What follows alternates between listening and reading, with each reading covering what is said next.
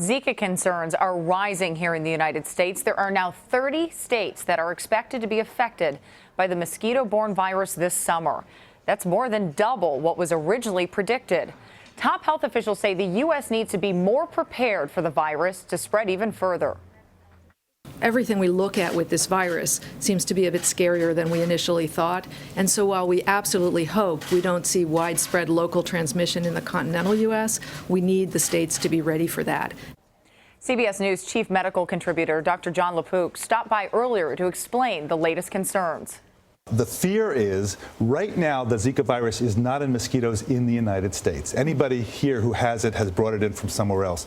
But the fear is that eventually somebody will come here infected, and a mosquito that's not infected will bite that person, pick up the virus, and now you're going to have local transmission. Right, and summer is coming, so we're going to have a lot more mosquitoes out there. We know the dangerous effects for an unborn child, Right. Pregnant women. What about men and women, others, adults, children? You know, it is mainly a problem for pregnant women. However, we're now finding out that it can affect neurological tissue anywhere.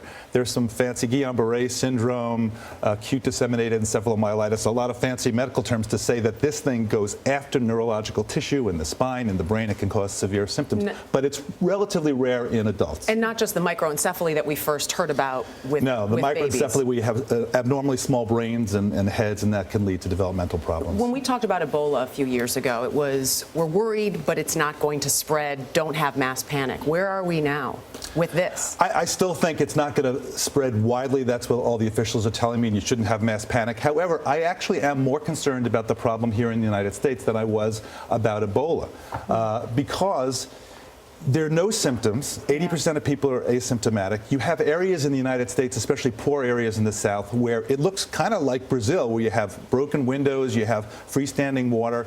And Dr. Peter Hotez from Baylor is jumping up and down saying we got to go after these areas and clean them up, because if the first day that a mosquito in the United States is found to be infected with Zika virus, a lot of women are going to be worried.